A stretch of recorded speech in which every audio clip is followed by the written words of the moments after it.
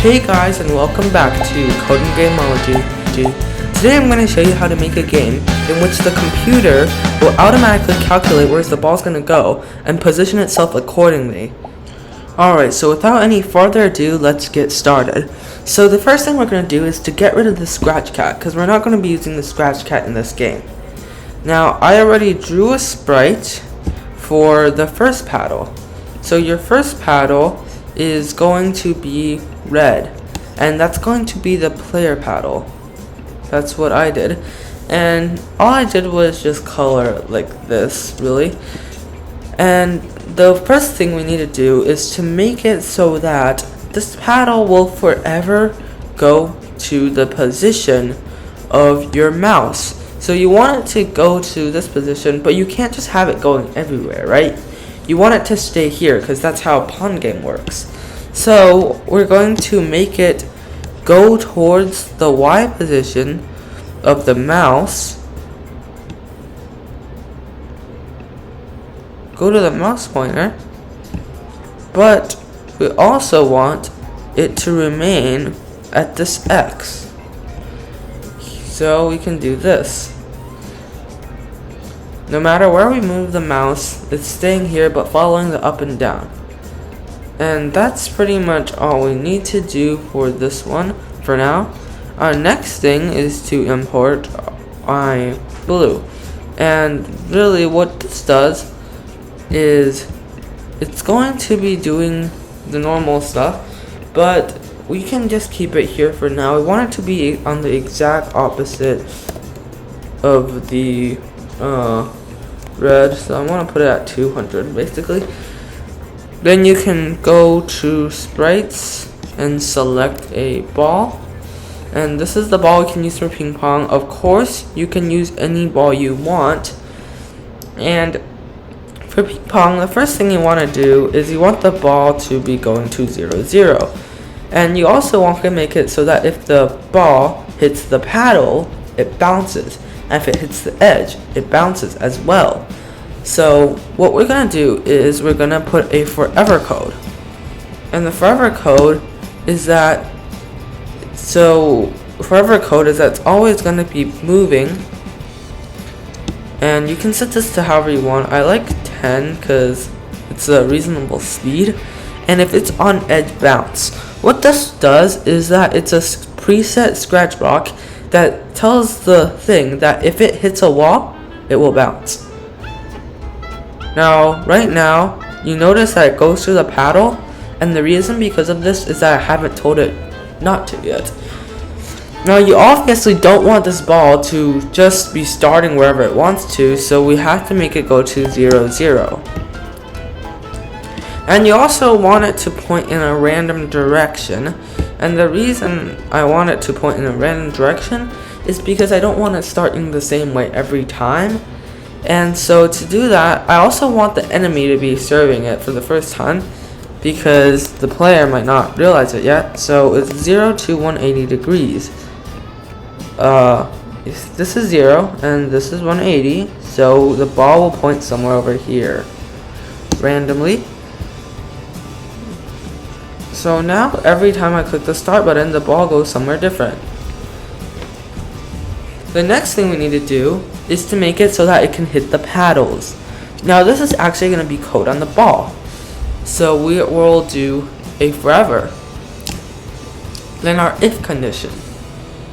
So if we hit red, which is our player's paddle, then we will turn 180 degrees.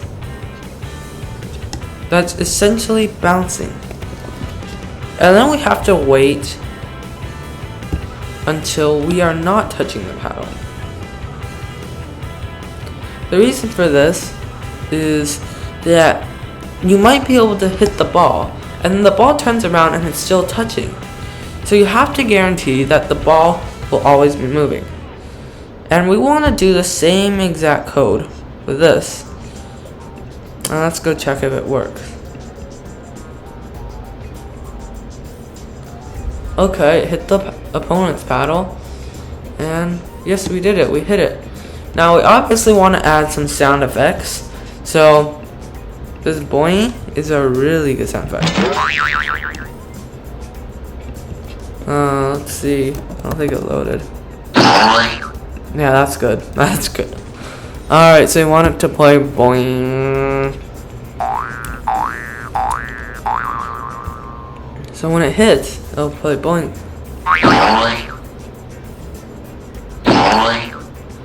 Now you also want to create a score function. So we're gonna create a score for blue and for red. Okay, I think I already have that. Have that.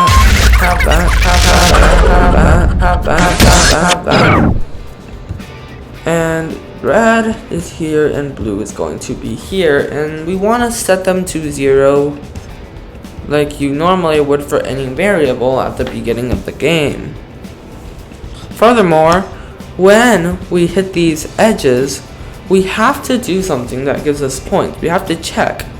So we need to know what X position is past the blockable point for this. And so I'm going to have to create another if function. I'm going to say if the X position is, let's just test it out real quick.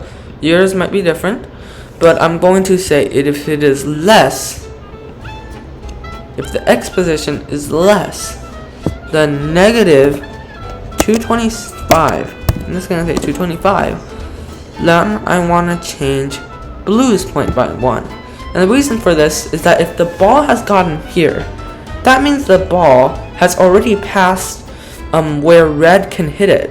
Red cannot hit it if it's like this. So that means blue scored a point. And it should be the same on inverse. So if the X position is greater than 225, then we will change red, because that means red scored a point, because they hit the ball here and blue didn't catch it. Though with the AI we're creating, the computer we're creating, the calculations, that's not very likely. And now we have to do one last thing to ensure that the ball can allow our blue paddle to project the trajectory. And to do that, all I did was create a forever loop, and basically it creates a clone. So if our direction, the direction of it is facing, direction is greater, and we're going to be taking these points, and what it's going to say is that direction, if our direction, we want it to be facing this way when it gives a projection. So if direction is greater than 0, direction is greater than 0, and direction is less than 180, we're going to predict. And what it's going to do is that it's going to create a clone. And then we do not want it to create another clone until it's done with this clone.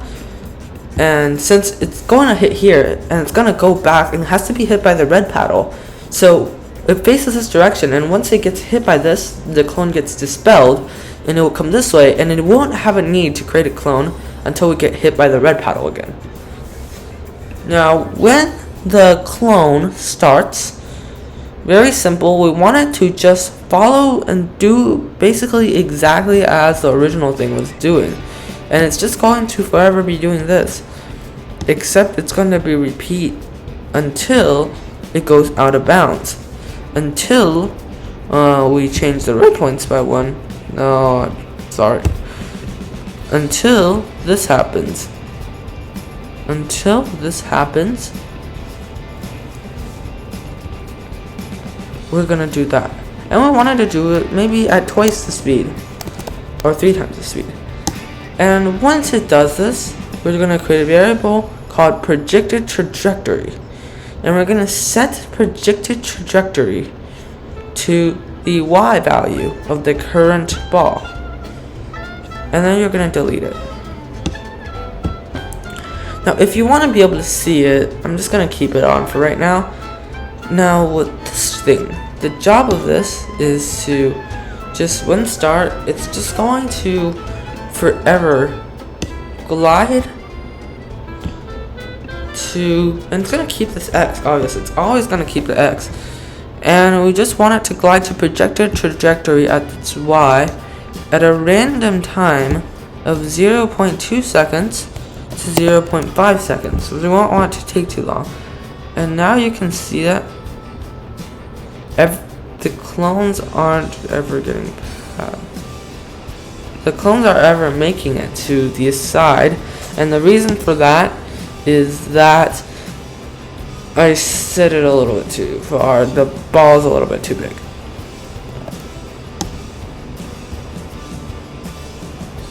So I have to experiment with the size.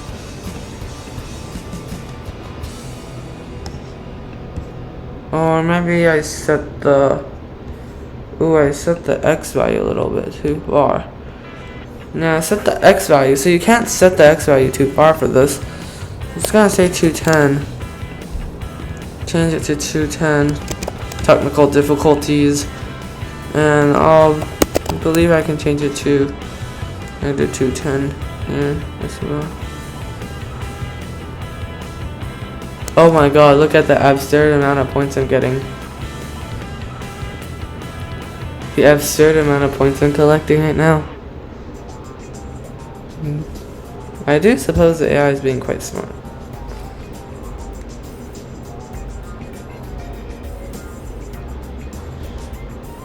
Now watch, it should do what it should do. Now this is moving along pretty slowly because the ball is moving at a slow pace, so it also kind of depends on where the ball is going. At the angle the ball chooses. Now here it works. It predicts exactly where the trajectory of the ball goes.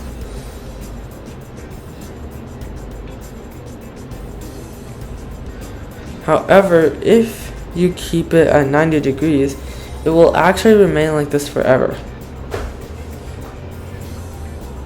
So that's why we should add some more motion to this ball. Notice I'm doing it changing by 180 degrees. We can actually make it change from anything you want. So I made it turn around at 180 degrees. I'm gonna try 160 and maybe 200 degrees. And it has a little bit of a choice over where the ball turns, but then you kind of get that error, which is where the ball isn't moving out of the blue bracket before, and really we just don't want it to go through it. So let's just give it a couple steps in this position without interruption, and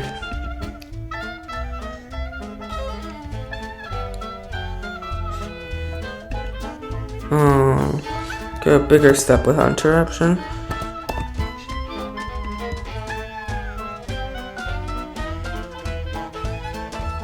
There, it works now.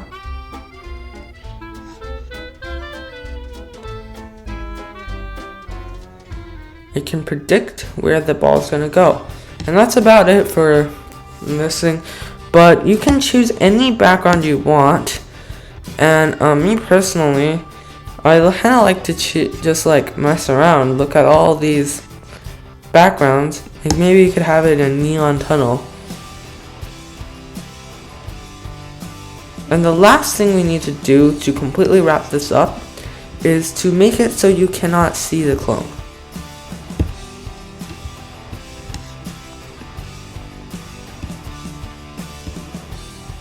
And now we have created a computer that plays Pong with you.